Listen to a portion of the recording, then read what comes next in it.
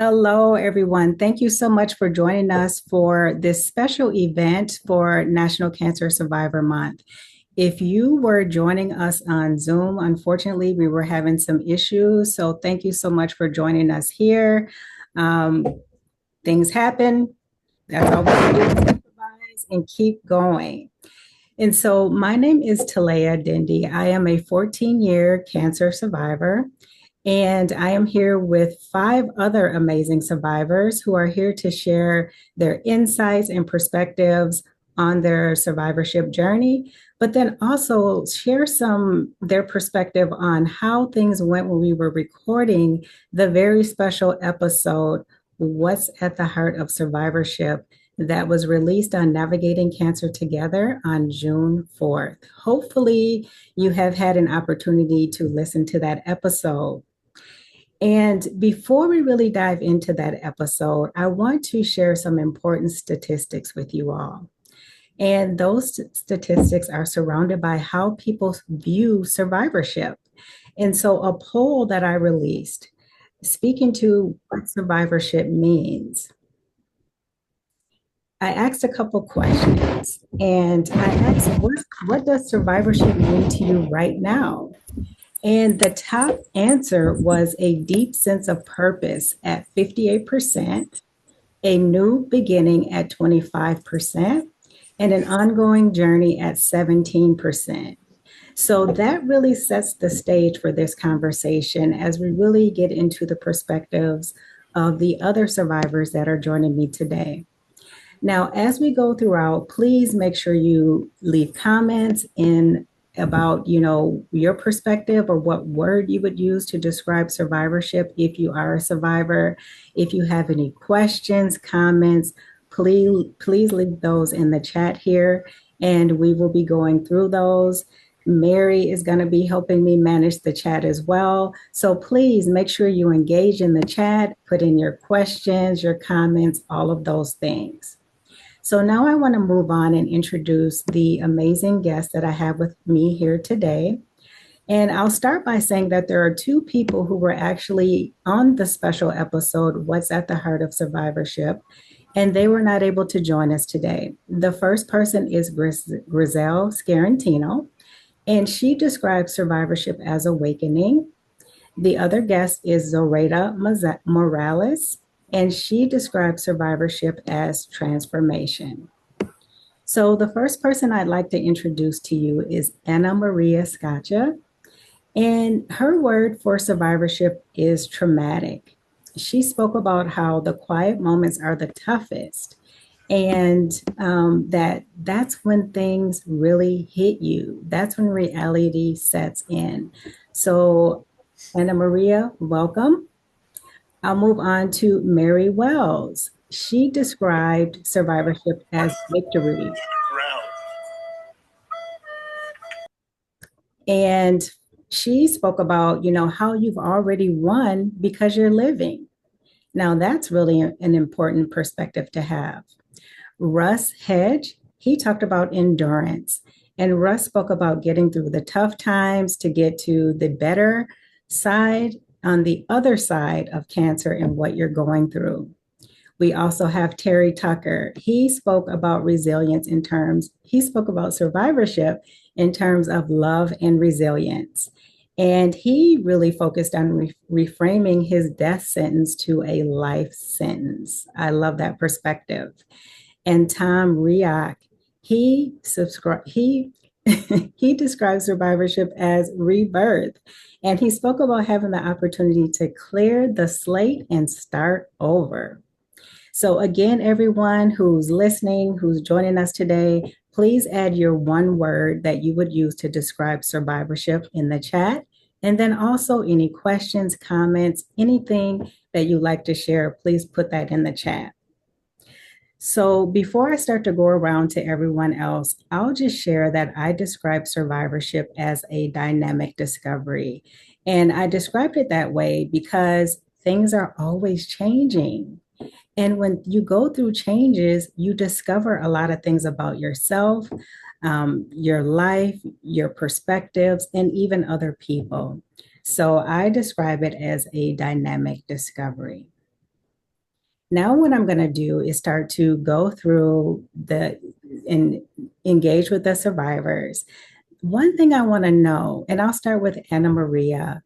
Anna Maria, what came up for you during the recording of this episode? What's at the heart of survivorship? And what came up for you after as you had some time to reflect? Ooh, that's a hard question. I think during the recording, um, when I was talking about how survivorship for me is traumatic, and I know that that is not necessarily a word many people would use. You know, they always focus on, and understandably so, they always focus on the positive, and maybe that is what came up for me is that not that my survivorship experience is different than others. I don't, everyone's survivorship experience is different on its own. It's always unique. But that maybe my spin on it is not necessarily the typical spin on it, if that makes sense, right? Um, and I don't think that's a bad thing, right? I think there's so many parts of the survivorship experience that needs to be shared and exposed. But that maybe there's some more healing that I need to do to be able to like frame it in that positive way, or maybe that, I think for me, and I feel like I might be jumbling and not articulating myself well, but like survivorship conversations are unfolding. But I think for me, I get very, I bristle at words like resilience and strong and things like that, because those were words that were used to describe me in a way to dismiss my cancer experience. And so for me, there's always this kind of, I don't want to say negative connotation, but it was very much a survivorship has been, well, I can't show any weakness because I have to be resilient, right? And so I think that's kind of in our conversation, I was realizing, not that I have any problem with resilience or strength or whatnot, like I am those things, but I spent so much of my survivorship journey trying to fulfill this like warrior like archetype in cancer. And I haven't spent the last 5 years trying to actually understand what survivorship means to me. And I think that's also what I reflected on afterwards, right? Is that my time in survivorship so far has just been trying to check a box of what I think survivorship should be. And now, after so long, I'm actually finally healing those wounds that I need to heal. So when yeah, 2, 3 years from now, I can say, yes, survivorship is about resilience, because then maybe then I would actually feel that, if that makes sense. Thank you for sharing that, Anna Maria. Of Does course. anyone want to chime in on what she shared? And then also, please put any comments or questions in the chat as well. Yes, Tom. Well, Anna Maria, I think just to your point of traumatic, it certainly is. It's very traumatic. It was for me, and I'm sure it was for and is for everyone. But to your point, you're also, I think, survivorship is being authentic, and so no matter what way, shape, or form we express that, it's what it is. And I remember the early part of my survivorship at the beginning, it was very traumatic. Today, 15 years removed, I can talk about a whole lot of things, but the first 3 to 6 months, I really didn't see anything else besides trauma. So I think you're right in what you said. Survivorship also has a timeline. And let's say the closer we are to the fact that we start, or the farther away we get, our opinions become different. And I don't think we have to feel that it has to be roses all the time, because it isn't. And I try to express that to people I talk to. It ain't easy. So for people, well, how's it going to be? It's going to be tough. It's going to be difficult, but you can get through. And I'm here, and we're all here. But while you're in the midst of that, it ain't easy. So I think we do have to be, we can't, jelly cover things. We shouldn't. And I don't try to do that when I'm speaking to people. I try to be as honest as I can, obviously using examples that I'm still here, and the opportunity that we've had even doing this. For me, it's a first. How does anybody come and want to talk about survivorship? That's not something that most people want to talk about. So they want to get back to the origin. How did you feel, or how bad was it? And those are the types of things that people ask me. How was your chemo? I can't even remember it today because it's 15 years ago. Like 3 days after, you wouldn't want to talk to me. So I think there's a timeline to this thing. But I think what you said and the way you said it, you need to be authentic. There's nothing wrong with authenticity today. We are who we are. We are where we are. And I hope we'll still be here the next time around when we do this in 4 or 5 years. So maybe our individual focuses of what we're saying will change. It probably will. But it doesn't mean whatever you say or feel should be different. That's all. And Russ, I want to make sure we get to you. Anything you want to respond to Annamaria, or did anything come up for you during the recording or after the recording? Well, yeah, for Annamaria, I would like to say that it's hard for people like me that are super upbeat and positive, that my go-to is it's all good. It's all good. And you know what? I had to learn through cancer that it's not always all good, and it's okay not to be okay. But my whole thing is mindset, perspective. I'm big on the power of perspective. What am I focusing on? Am I focusing on the horrible negative things I'm going through, or am I focusing on what I think is very positive? And I'm a strong man of faith, and I thank God that I'm able to get through it with strength from God. And so that helps me tremendously. But I have learned that it's just a matter of going through the journey, and you got to go through it. And sometimes you're a little depressed. Sometimes you're sick and horribly not good. Everybody asks me, because I'm Mr. Positive guy, are you just positive all the time? No way. Especially going through the cancer. There's times I'm like, don't talk to me. It's not good. And so, it's just a matter of getting through that and getting to the other side. Moving on, Talaya, to our discussion. And, I talked about endurance, and my good friend Terry Tucker talks about embracing the suck or getting through the suck. And that is so true. There's a lot of it that really sucks that you have to get through. But again, I go back to perspective, and I just believe that you got to believe that on the other side of what you're going through are better things. And I do believe that. And so we have all made it through 100% of our worst days because we're here. And we've all had our worst days going through cancer, or if there was something else, it was really bad. So, getting through that, we've made it. So that tells me that, you know what? There's going to be brighter days on the other side. I'm believing in my heart that God works all things for the good, and that I'm going to come out and things are going to be better. I'm still going through stage 4 cancer, but things are getting better. Right. Mm-hmm. And so I'm improving. I just had my scans and everything looked good. The cancer is not growing. There's no new cancer found. Praise God. That's such good news. And so really, I just think about that persistence and endurance, getting through what is a struggle and getting to the other side. The one thing I'll say that a good phrase of mine, Zoraida Morales is a good friend of mine too. We talk about in Tim Sohn's Perspectives on Cancer group, his live conference, we were talking about how cancer is a lifetime journey, right? You go through the effects of the cancer for your lifetime. And I became a type 1 diabetic because it shut down my pancreas. I became adrenal insufficient because it shut down my adrenal glands. It shut down my thyroid. It gave me, it took away most of my hearing. I have very little hearing left. There's so many things that have happened because of the cancer and the cancer treatment. But again, I am enduring through, taking one thing at a time and knowing that there's better days on the other side. So that is my word for the day. Thanks, Talaya. Thanks, Russ.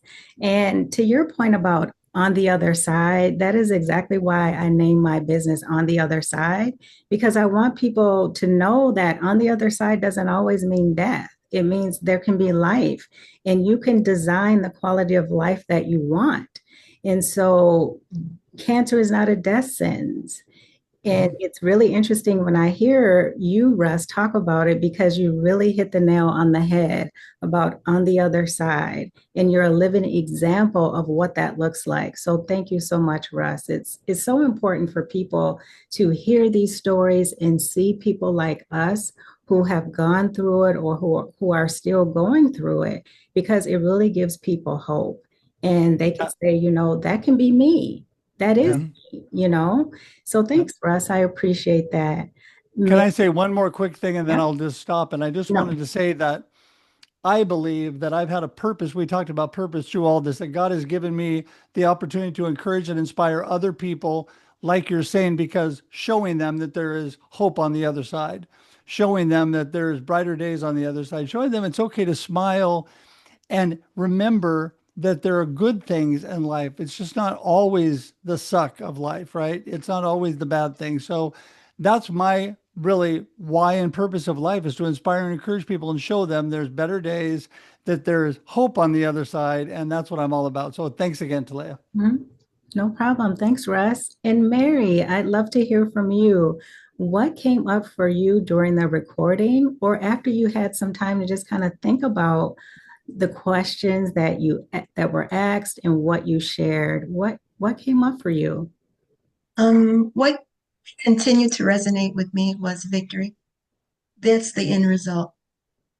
You've already been told it's going to be bad. You've already been told by physicians somewhat of what to expect, and it's not good. And so the end result is the victory. Um, and so during that time, I just kept remembering people speaking life into me. And I purposely did not tell that many people because I didn't want a pity party. I didn't. I did not want that to go inside of me. I had to fight. That's what it was. And I was going to win. Being newly married, having a 2-year-old son, beginning a new position, I just kept thinking about this race that I had to run, that I had to win. And the people that I didn't even know, God put people in my life I didn't even know to cheer me on, to encourage me, to help me, to remind me, you've got to move. You can't stay in that position. That is not doing anything for you. I'm not putting down anything with regards to those moments when it is very intense, because they are, but it is your focus. The focus is on winning at the end of the day, no matter what stage that you're in, even post. And it's been 11 years for me. And as part of it also being the victory is that you can turn around and share it with other people. So I also have been blessed to have other roles as a chaplain or a support group, to just sit there and listen when people are going through those moments. And they don't even know that I'm a thriver. They have no idea. I just sit there and listen because they have to get it off their chest. They have to get it out there.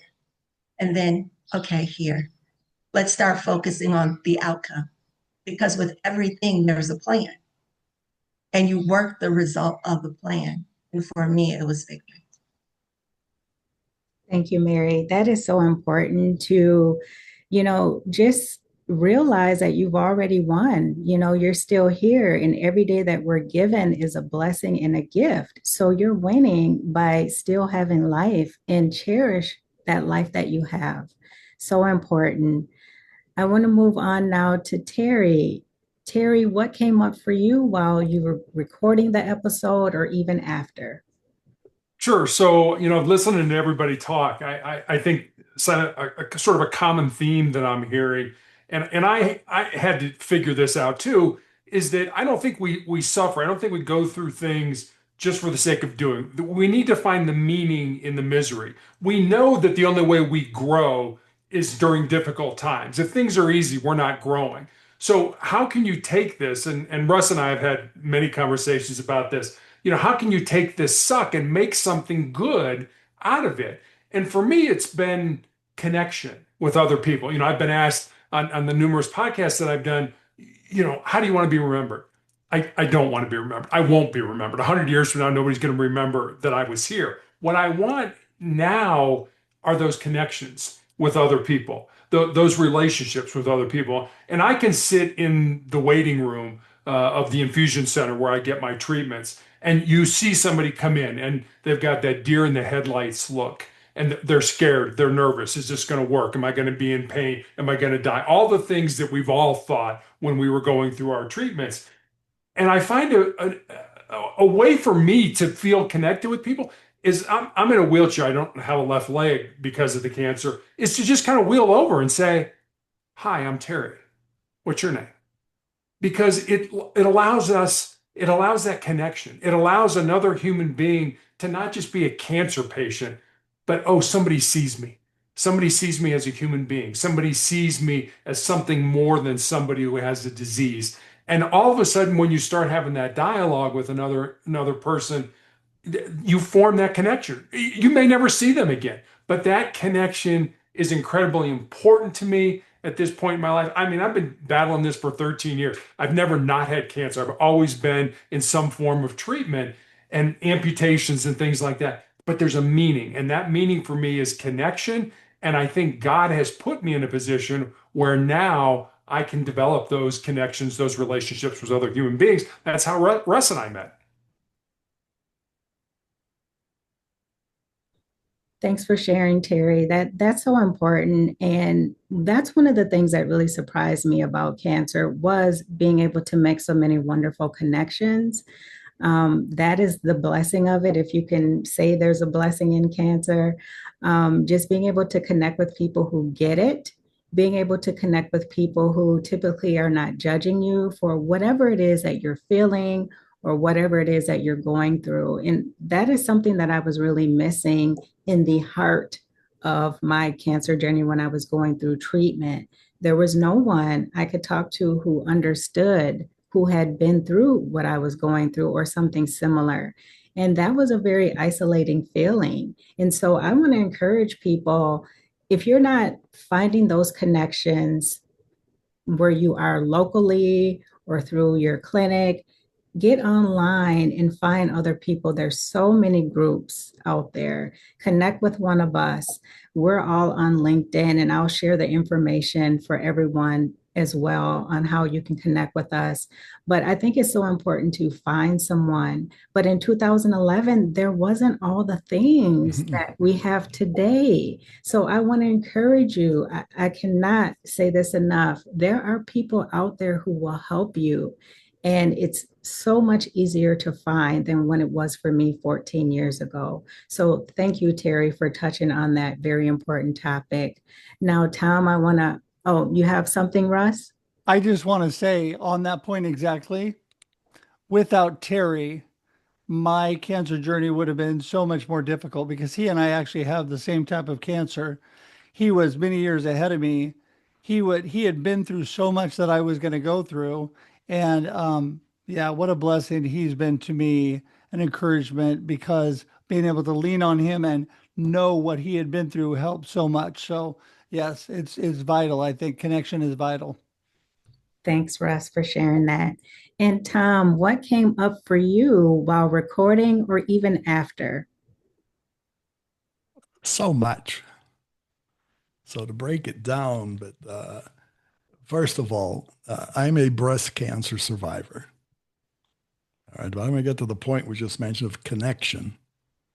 And so what I felt during our podcast or our meeting was exactly that fact that I was still here. You were still here. We were still here.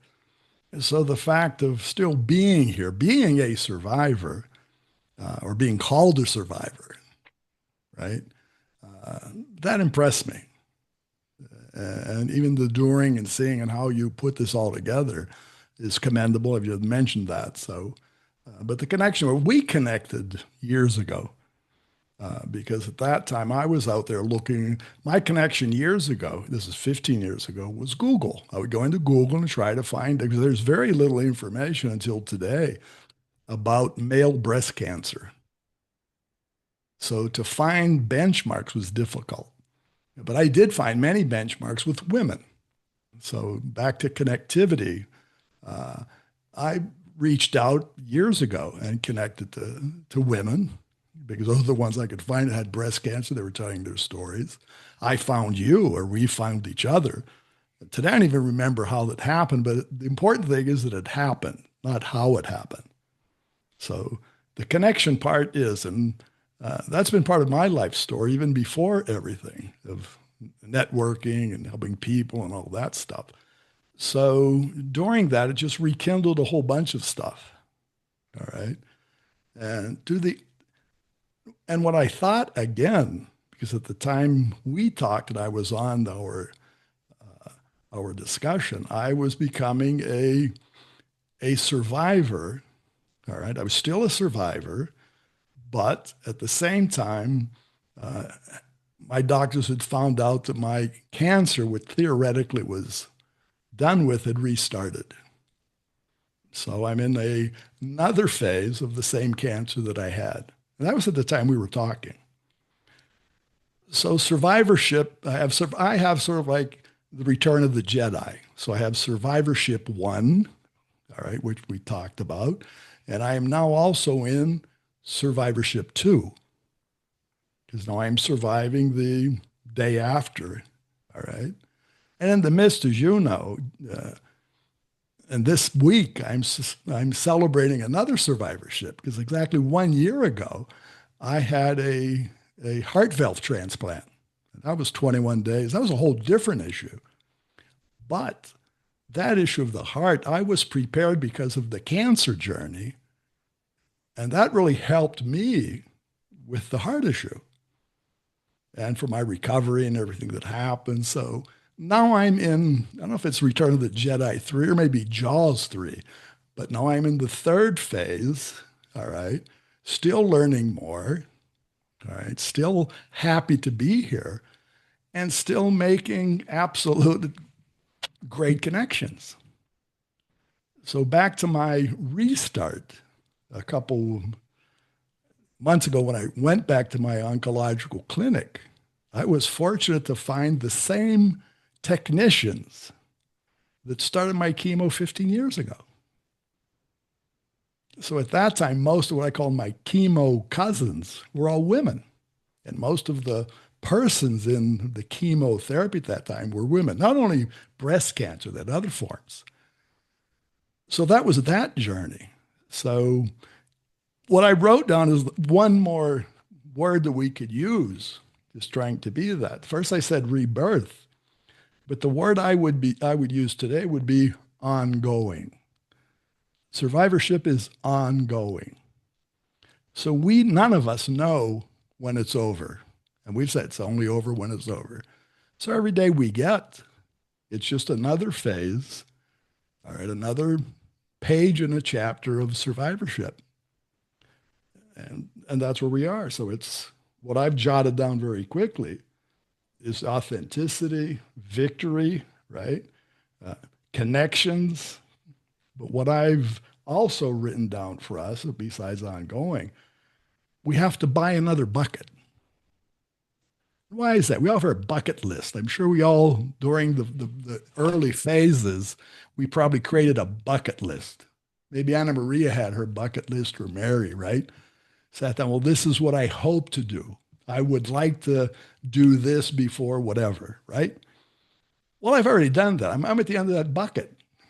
Everything that I had hoped that I would be able to live long enough to see and whatever, that's done. So I'm going to go out and buy another bucket, because now I'm in survivorship 2, and I'm going to start all over, make another bucket list, because we're still here. And I hope to be here. And while we're here, I'm going to keep connecting. One of the first things I did when you started this out, I connected everybody on LinkedIn to this group. Day 1, I sent out a connection. Hey, this is my new group. These are my new connections. And hopefully everybody responded. But that's it. We're part of a really dynamic, fantastic little group. You've started something you don't even realize what you started today. Thanks for sharing, Tom. Does anyone want to chime in on anything that Tom has shared? I love the idea that survivorship is ongoing on the base, but just it's a different has a different take for me because I'm a double cancer survivor. So I have two different cancers. So when I thought I was in the clear for my first one, I ended up being diagnosed with another one. So I can't even say I'm five. I can't even say I'm five. I don't even feel like I'm 5 years into survivorship because I've only 2 years into the one, I was diagnosed with, and now I'm at a high risk for a third primary, and no one knows why, right? But like the fact that just that ongoing, that kind of reset, I don't know, it spoke to me. I don't have anything profound to respond with. Um, but I think just thinking of it in that terms, it's an ongoing experience. It's not something that just ends because you hit that, 5 year mark and you may be Ned at that point, Mm-hmm. or because you hit some other milestone that someone said is an important one.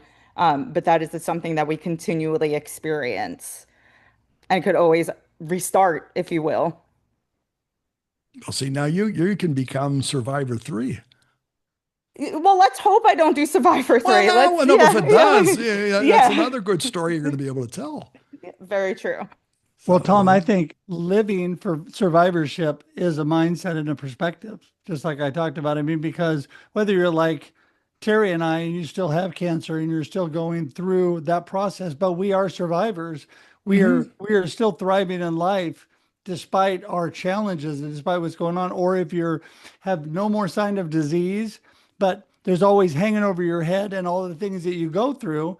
It's just a matter of your mindset and perspective. And I think that, we just all can make it through together. Mhm. Yeah.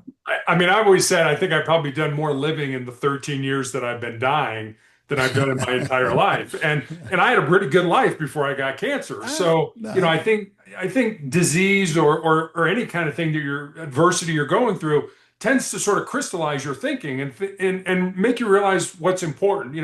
How much money we make, how important we are, Mhm. how influential we are. Not really important in life, but those connections, those relationships, how we grow as human beings, what we do. I've always said this. I think God is using me now to show people his love, his mercy, his grace. I mean, without throwing religion into it, I guess I know some people don't have faith. But for me, I think God is using me for something that's bigger than me. And he can use me as long as he wants. And, when this is over, I'm going to go home. So I win either way, depending on how this ends. I got to say a big amen to that and tell Terry that my life would not be complete without Terry in my life. My life would not be complete with all of you in my life. I would not have met all of you had I not gone through cancer. So, have I loved it? No. Would I change it? No.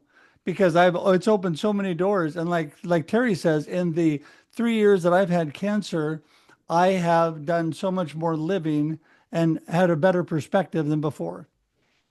And I do want to share that 17% of the people in the poll actually said that they view survivorship as an ongoing journey. So I just wanted to put that back out there. That came in at number 3. So great conversation around that topic. Some of the things that came up for me when I was listening to you all, but then also recording my own, was when I was recording my own, it felt like I was talking to Talaya 14 years ago. And I was telling her that, yeah, you went through this tough thing, but look how far you've come.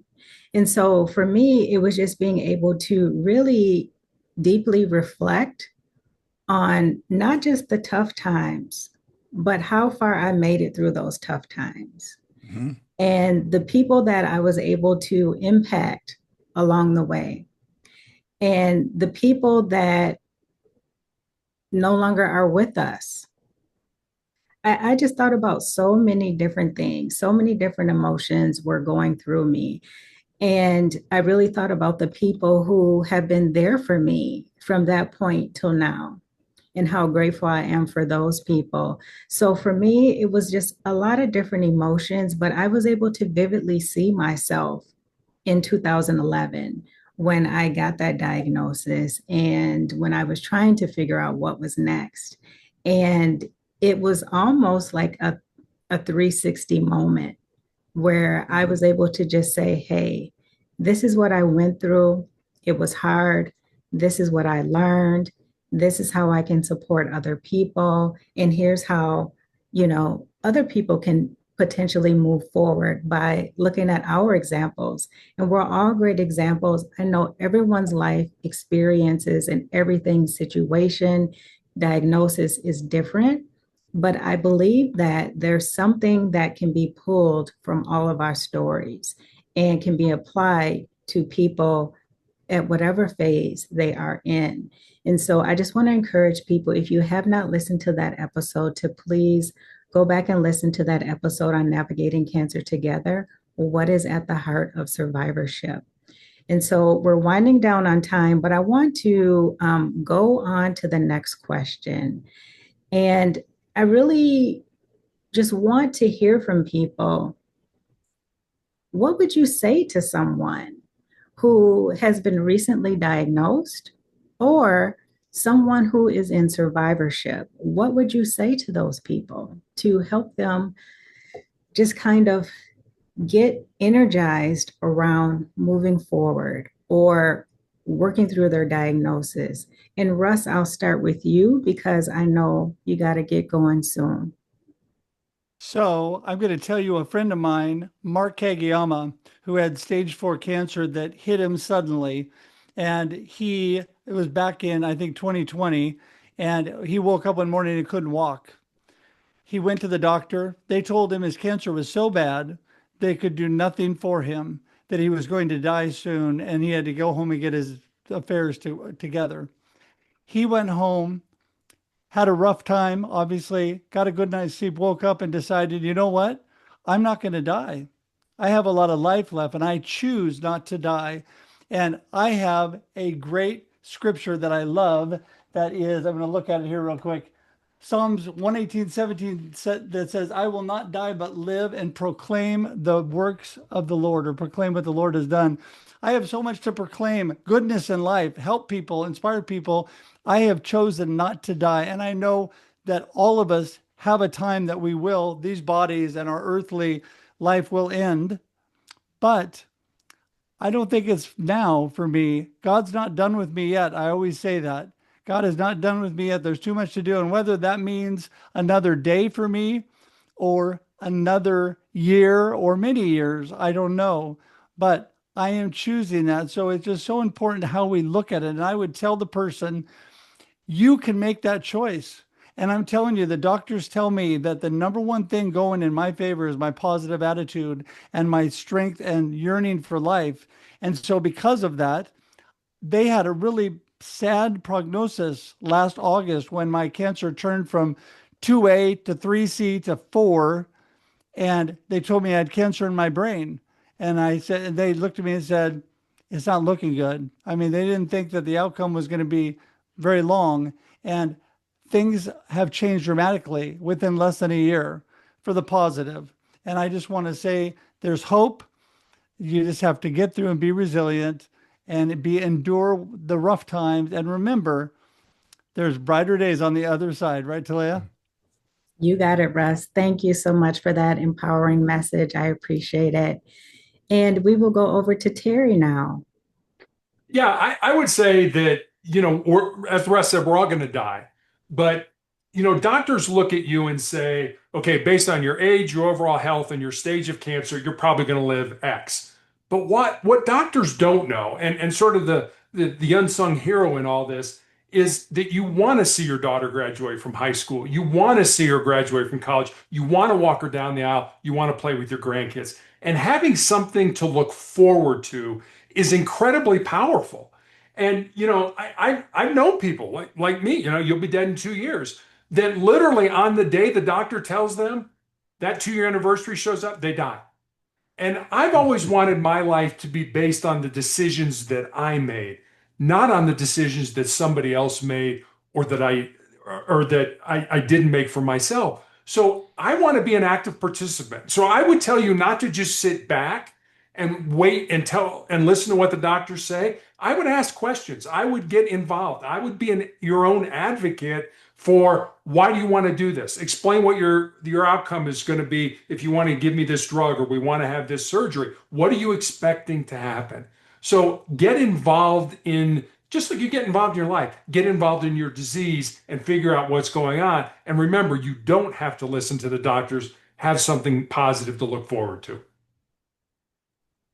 Thank you so much, Terry. I could not agree more. As a patient advocate, it is critical that you participate in your care, you advocate for yourself. And I understand there are people who may not be able to advocate for themselves. Find someone who can do that on your behalf. Don't be afraid to share with your healthcare team about what your needs are. People have different cultural needs. Let that be known. Have conversations. It's not a dictatorship, it's a partnership. So thank you for bringing that up, Terry.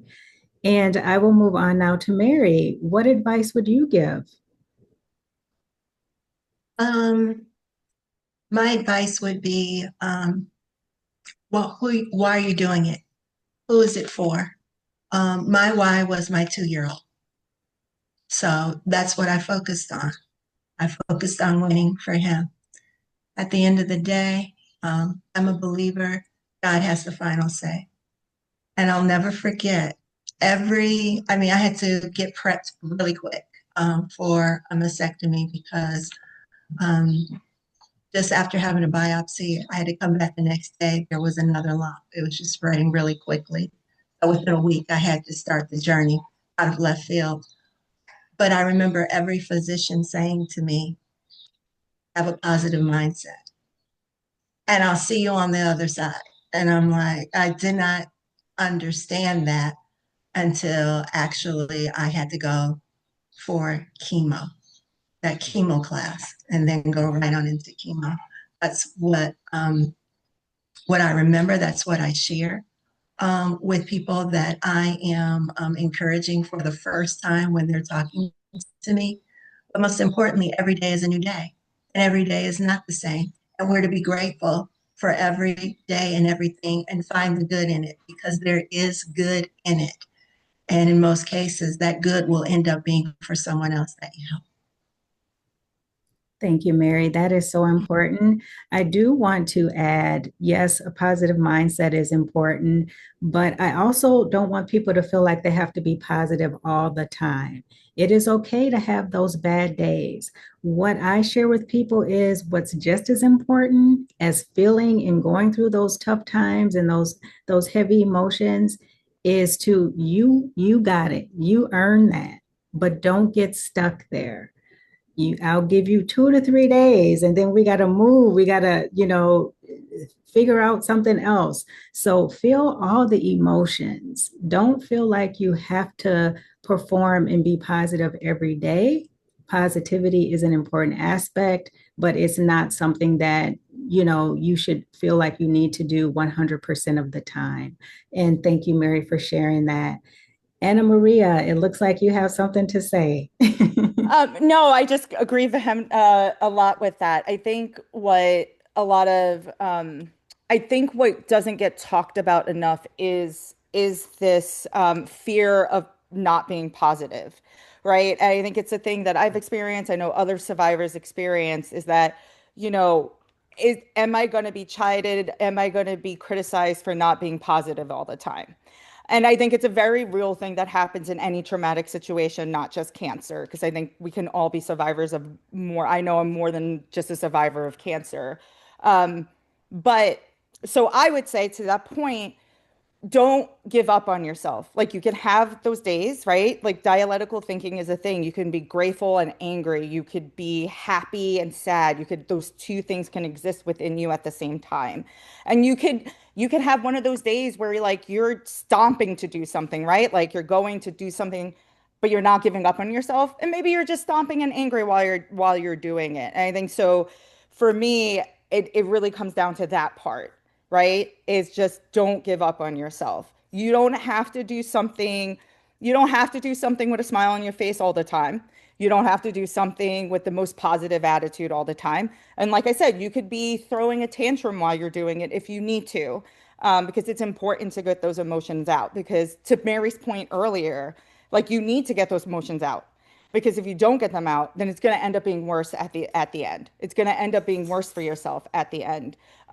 So it's a lot. There's a lot, right? There's a lot that we can say, and I'm not trying to crap on positivity here. By the way, like I think it's really, really, really important. I just seen what it does when people feel like they can't be anything but. And I think we just need to make sure we're making a space for those moments where we're not okay, as long as people know, like, just don't give up on yourself, right? No matter what you're doing, just don't give up on yourself. Thanks, Anna Maria. And Russ, I am watching the clock for you. You're doing good on time. Anything else you want to add? Yeah, I do have to run pretty quick, but I just want to say what a blessing to be with all of you. And I gained strength from this. I really feel that God uses this in my life. I have been enormously blessed with support, not only my beautiful wife and my family, which is tremendous, but so many friends and so many cancer survivors and people that are new friends like all of you. What that gives me strength.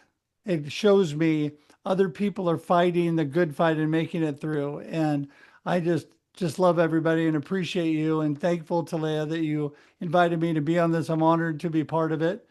So thanks so much. It is an honor to have you be a part of this, Russ. And I just appreciate everything that you have to share, your faith, your positivity. I think it's so important. And you are just a light in all of this. So thank you so much for sharing some time with me and with all of us. And maybe we can do this again. But Russ, I wanted to make sure I got to you before you had to jump off because it's just such an honor to have you, Russ. And I have put Russ's information in the comments. I will also share it again. So make sure you reach out to Russ if you need some support, if you need some marketing tips. He also does that. So thanks, Russ. Thanks. See you, buddy. And Tom, I did not forget about you.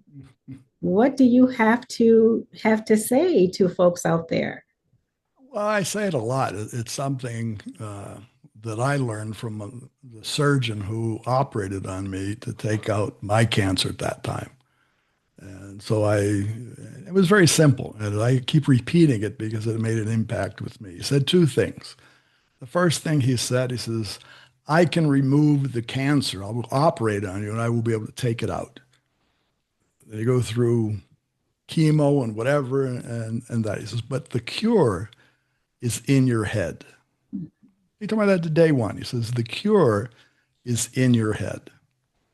So, and that's what I tell everybody. The second thing that he told me at that same sitting was, from today on, just do what you like. Don't do anything that you don't like. He says, because probably in your whole life, you've done a whole lot of things up until now that you don't like, which might have stressed you out. He says, but from now on, and he says, we never know how much time we have. So it wasn't a question I even asked. He already come out with that. We don't know. So we walk out and get hit by a bus and it's done. So that has nothing to do. So the cure is in your head. Just do what you like from today on. So we've known each other for a while, and I take that to heart. Mm-hmm. And I take that to the same things to what I'm doing. I've just been doing for the last 15 years what I like. I don't do anything that I don't like, period. And if anybody says, why don't you, I don't like it. I'm not doing it, period. My doctor told me, and that's it. I'm out of it. So, and that's helped me come to the Return of the Jedi 3 or Jaws 3 or whatever. I keep repeating that to myself. The cure's in the head for anything. That's not only for breast cancer. It was for my heart implant. It's for anything. So I keep that, and I keep telling that to people, because really when somebody comes to you for the first time, there really is so much that we can say. But I found less is more. the first sitting or the second sittings, I'll say what I just said, and then I'll try to listen. And just listen. That's hard for me to listen. I'm not one of the best listeners, but we need to give people space because they're sweating out feelings that they don't even know they had. So what we have to do is just sit there and try to quietly be we're the towel that will dry up the sweat. And that's it. So just let them say whatever they want. I don't think that the first sitting is the time to say anything really, because people aren't even listening. We have to listen. We need to let them say and talk. That's it. Thank you for sharing that, Tom. And yes, listening is so important. The last thing people want to hear is you should do this, you should do that. Just listen. They just want you to Well, one listen. more thing, one little Yeah. thing Go that ahead, I would Tom. always say is Jello. Mm-hmm. Jello is but one of the few things I would say, eat Jello. It's refreshing, it's chilling, you'll feel nice. Period. That's it. Jello. Okay, so back to listening. It's so important to listen to what people have to say and listen without feeling like you have to tell them something or give them advice. Wait for them to ask. They may not know what to ask at that time, but sometimes you just have to let them get to that point where they can ask questions because initially it's just they're trying to figure it all out and just being able to listen to them without interruption, without, well, try this. Well, my uncle died of this. Please just don't do any of that. It's not helpful. The other thing that I would say is don't give up before you get started. So when you get that diagnosis, try not to hone in on death because your body's going to go that way. The mind and the body work together. Of course, there are people who unfortunately pass away from cancer. That is a reality. But try not to let that be the focus when you get that diagnosis. Focus on why you want to live. Focus on how you want your life to look. And that is the advice that I would give to people. We are running short on time. Anything else that anyone wants to share before we start to close out? Terry? I'll leave you with just one quote from a book called Farewell to Arms, written by a man by the name of Ernest Hemingway. And I love this quote, one line in the book, and it's this: life breaks everyone, and afterward, many are stronger at the broken places. So I think that's such a metaphor for a lot of what we're going through. We're going to get beat to our knees from time to time, but if we can keep moving forward, again, understanding that we're going to have those bad days, we're going to cry, we're going to feel sorry for ourselves, but understand, well, if we keep moving forward, we're going to come out the other end a stronger and more resilient individual. Thank you, Terry. And it's such an honor to have you join us today. Thank you so much for sharing your insights, your story with us. Mary, is there anything you would like to share before we close out? I just put it in the chat. I was very grateful to be a part of this gathering. So impactful, so rich, coming together, and let's continue to thrive. Thank you, Mary. Such an honor to have you a part of this important conversation. Thank you. And Annamaria, anything before we close out? Just the same, like everyone, I'm grateful that I get to be a part of this group and to lend my voice to it. And just to hear just the amazing pieces of advice that others have that I know I'm gonna take away and apply to my own journey. And thank you, Annamaria, for being here. And I appreciate your honesty and just the rawness in the way that you share and talk about cancer. So thank you so much. It's so important. And I think what's so beautiful here is everyone comes from a different angle. And I think that's what makes it so well-rounded and so rich, as Mary said. And Tom, of course, I cannot forget you. Anything else you want to share before we wrap up today? I'll go back to one word that I said at the beginning, authenticity. Okay. And thank you, Tom, as always, for joining us, for being a part of this, for sharing your wisdom. Um, I just want to thank you all for watching, for joining us today. I hope that you were able to take something away from this conversation. Let me know if you would like for us to have more of these conversations. This was really something that kind of came up for me after recording the special episode, What's at the Heart of Survivorship. I felt like there was more room to continue to have that discussion. And we could go on for hours and hours. Like I've thought of so many other things because survivorship is complex, just as the diagnosis is complex. And it's so important that we have these conversations and we have them authentically, as Tom says, and just speaking from the heart, not coming from a clinical perspective or not always coming from a positive perspective or a negative perspective, but I call it a gumbo of emotions. That's what it is. It's like a gumbo of emotions going through cancer. So that's my analogy for the diagnosis through all the way through the whole journey is it's a gumbo of emotions and all of them are okay. Don't beat yourself up. If you're feeling one particular way, it's okay to be negative. It's okay to be sad. But if you find yourself getting stuck, please seek professional help. That's the other thing. That is okay. So I want to thank all my amazing guests and fellow survivors for joining me today. Before we close out, I want to mention a very special person who has passed away and such a bright light in the cancer community. And I call him Mr. Shining Brightly. And I just want to acknowledge and hold space for Howard Brown.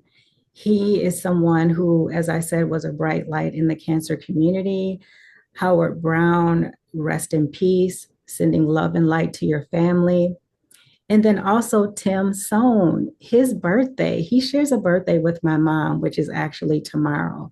So I just want to wish Tim Sohn a very, very happy birthday. I'm going to be celebrating with my mom tomorrow.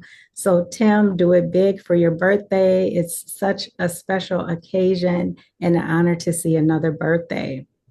And thank you so much out there for anyone watching the replay, anyone joining us today. Thank you so much. I appreciate you joining us. And I truly hope that this has impacted you all in a positive way. If you want to learn more about On the Other Side, you can visit ontheotherside.life. Also, you can listen to Navigating Cancer Together. I put the information in the comments, but you can also just Google Navigating Cancer Together, and you can find all the episodes that are available. And if you have any questions, please reach out to me on LinkedIn under Talaya Dendy. And then also you can contact me through my website, which is again ontheotherside.life.